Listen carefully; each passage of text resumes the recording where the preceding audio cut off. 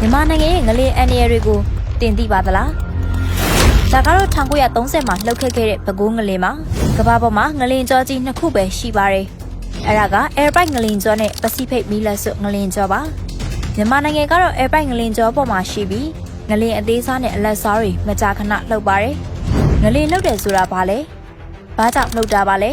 ။ငလင်လှုပ်တယ်ဆိုတာကမ္ဘာမျက်နှာပြင်အောက်ကကြောက်ချက်တွေယူလျားပြီးမြေကြီးရုပ်တရက်လှုပ်ရှားသွားတာကိုခေါ်တာပါ။မြေအောက်ထဲကလှုပ်ရှားမှုကြောင့်ငလင်ဖြစ်တယ်လို့မြေပေါ်ကမီးတောင်တွေပေါက်ကွဲမှုကြောင့်လည်းငလင်ဖြစ်ပါတယ်။ဆယ်ကြီးတွေကိုရေဖြည့်သွင်းတာနဲ့နျူကလ িয়ার ပေါက်ကွဲမှုကြောင့်လည်းငလင်တွေလှုပ်နိုင်ပါတယ်။မြန်မာနိုင်ငံမှာလည်းငလင်လှုပ်ရတဲ့အဓိကအကြောင်းရင်း2ခုရှိပါတယ်။ပထမအကြောင်းရင်းကအိန္ဒိယကြောက်ချက်ကမြန်မာကြောက်ချက်အောက်ကိုတစ်နှစ်မှာ 3.5 စင်တီမီတာနှုန်းနဲ့တိုးဝင်နေလို့ပါ။ဒုတိယအကြောင်းရင်းကမြန်မာကြောက်ချက်ကတစ်နှစ်မှာ 2.5 စင်တီမီတာနှုန်းနဲ့မြောက်ဘက်ကိုရွှေ့နေလို့ဖြစ်ပါတယ်။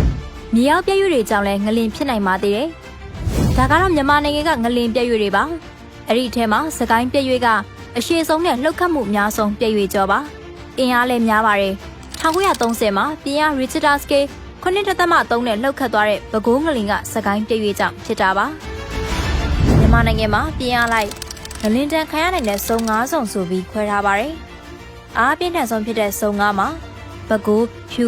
မန္တလေးစကိုင်းတကောင်းပူတာအိုတနိုင်းကလေးနဲ့ဟုံးမလေးမြို့တွေပါပါတယ်။လူဦးရေထူထပ်တဲ့ရန်ကုန်မြို့ကတော့စုံ1နဲ့စုံ3ကြားမှာရှိပါတယ်။ပညာရှင်တွေကတော့နှစ်ပေါင်း100ကျော်အတွင်းအင်အားပြည့်တဲ့ငလင်တွေလက်ကြောပြန်လှုပ်ရှားနိုင်ခြေရှိတယ်လို့ခန့်မှန်းထားကြပါတယ်။အခုဆိုရင်ပဲမြမသမိုင်းရဲ့အဆိုးဆုံးငလင်ဖြစ်တဲ့ပဲခူးငလင်လှုပ်ခဲ့တာနှစ်ပေါင်း60ကျော်သွားခဲ့ပါပြီ။မြန်မာနိုင်ငံအနေနဲ့ငလင်ဘေးရန်ရဲ့အတွက်ကြိုတင်ပြင်ဆင်မှုတွေရှိနေပြီလားဘယ်လိုမြင်ပါသလဲ။